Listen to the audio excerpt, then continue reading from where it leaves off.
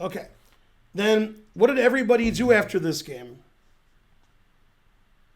Wang Chao? Or what? Yeah, Wang Hao. Everybody. Now, they played 1 billion moves of theory, and then Wang Hao lost immediately. And when the game ended, MVL's like, I know it. That's just winning for white. And Wang Hao said, yeah, I think it's equal, but I couldn't figure out how. But I remember it being equal. Then they looked at the engine and said equal. So Wang Hao knew the evaluation better than MVL, but MVL was super confident, and Wang Hao, like, can I lose now? You know, I'm trying to lose over here. Wang Hao claimed he wanted to withdraw after round 10. He just decided to finish the tournament and then quit chess. Okay, for $1 quadrillion. Yeah. So that's a lot more than a trillion. When Kasparov retired, he played his last round and he lost. Then he retired. Who did he lose to? And it was an end game. What kind of ending was it? Oh, I'm not going to know any of that. I mean, bishop and pawn. Close. King and pawn end game. Okay. And who did he lose to? Yeah, I don't know. Was it a rook ending? I thought it was a pawn ending. No idea.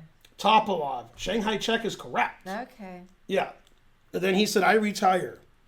And then here's what happened. Eddie Murphy was watching the tournament because he likes chess. He goes to some chess tournaments. And when Kasparov said, I retire, they asked Eddie Murphy, what do you think? And he said, yeah, I think I will retire. Okay. Trading places. Thanks, Coleman. Thanks, man. All right. So they played 1 billion moves of theory in the Berlin. Watch this. This is a Berlin's Berlin, right? And it was not see good for black, right? And what's funny is Trump tried to make him, pay for this. And they said, sir, that's the Mexican wall, not the Berlin wall. And he's like, what? So, okay. So this is all the main line. Every game ever played went this way. Yeah. Not every game, but a lot of games. So black gave his 2 bishops back to ruin the pawn structure. Okay. Now MVL said, this is basically winning for white once I get my knight to d6. Thanks for the 200 centidues. Ich bin ein Mexikaner. Yeah, you're not a pastry?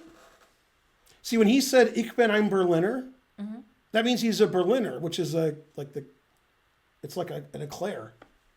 Oh. Yeah, that's why it's funny. Oh. Okay, so MVL's like, I'm winning here already. My knight's on d6. I'm the greatest. And Wang Hao said, I looked at this before and I think it was equal. And Wang Hao was right. Yeah, then he lost immediately. So knowing 100 moves of theory doesn't help. Yeah. Greetings from Berlin. Yeah. You are a jelly donut. That's right. Yeah, they made fun. Let me show you something. You watching? On Reddit, here's the joke. Okay, you ready? Okay.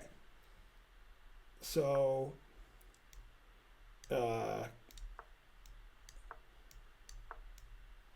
what's that called? The Botez Lopez. It's the Ruy Lopez, but Botez variation. Yeah. Yeah. And then when she complained about it, they were like, gotcha, bitch. I couldn't believe they said that. All right. So let's go back to where we once belonged. Okay, so both players knew this position, but I think MVL had looked at it more recently. Wang Hao was trying to remember from 1 billion years ago. Okay, so King E6 is correct. The engine says this is equal. Rook D3, Rook D8, Rook E1. Engine still says it's equal. The point of Rook E1 is if knight takes, pawn takes is discovered check, and then we penetrate and infiltrate. A5 is okay. This is okay. This is okay. Still about equal. White's a little better. Okay, now,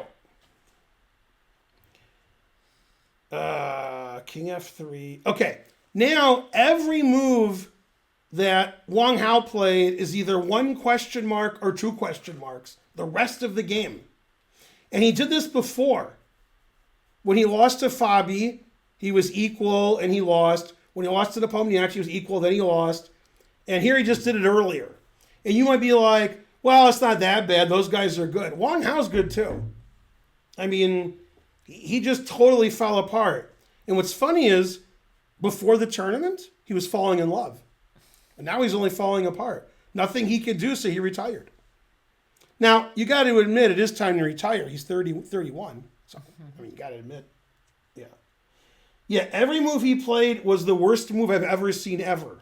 This position's very slightly better for white. Okay? It's better to be white. And the engine says, after thinking forever, like 0.2, 0.1. Knight g7. Yeah, the knight on f5 is too good. Let's put it on the bad square. Then he doubled up on the bubble up. And he said, that square's pretty bad. Let's go even. Now, he was using reverse psychology here by retreating against the Frenchman. Okay? Yeah. Okay, he doubled up the rooks. Now he did it again. Now, this is a blunder like that you would expect like a Class B player to make. If a Class A player made it, I'd be like, what are you doing? I was about to say, and they're discovered on Yeah. the rooks. Yeah, I mean, and the thing is, you'll never understand at home how good Wang Hao is and was.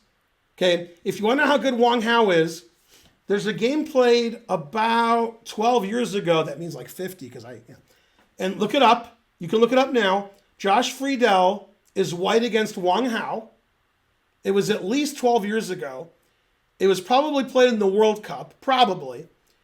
And Wang Hao is black in a Caro-Kann. Nobody's ever been beaten worse than Josh Friedel was beaten, ever. And he said that. He's like, I don't know what happened. Like, he got run over, and it was embarrassing. I mean, Wang Hao was like 500 pieces attacking him. It was embarrassing. And that's the Wang Hao that I know. And this is the Wang Hao, this tournament, a few rounds ago, who sacrificed his queen, slightly unsoundly, against Grishuk, and they ended up drawing. But Wang Hao likes to play crazy. He doesn't like to play like this. Terrible. Ridiculous. All right, somebody found the game. See this? 2009. And I said 12 years ago, right? So that was right. Yeah. Yeah, that's a good king. Terrible. Frankly. Delicious. Yeah. Black has 7 pawns for the exchange, and king's no good. Yeah. This game was really sharp. See this opening? And black just played super sharp. Man, F3, never play F3. Yeah. Go, sacking the exchange, always sack the exchange. Yeah, I mean, Wang Hao's just too good. Yeah, this is like plus 80. It looks like it's equal, but it's like plus 1,000. There'll probably be some good comments, like, God damn. Yeah. His scheme of development wasn't good. His scheme. Gotta have a better scheme. Yeah. Yeah, terrible. Okay. Great game by Wang Hao. Okay. And then White's king ran all over the board, and he cried like a grandmaster. So what's the winning move, Karen? And the funny thing is, the engine says 3 moves are 2.5 and better. Yeah, but this is a good plan from Wang Hao. Good job. What? I don't know. I would probably go knight b5. But I'm not Correct. Sure. Yeah. Resigns. Break those pawns. Resigns. Resigns. Mm-hmm. Okay, so the only move is to take. Okay, then we switch in Zugam, right? Mm-hmm. Then this is the only move. Okay, then we take. Then here. Now, everything wins. The most incisive way to win is to take this and get 4 queens. So if you don't want to do that, you play c3, defending this, and then you just went on the king side. But this is the engine way of winning. Pretending to give him counterplay. And then Karen can't read you the number because it's too high.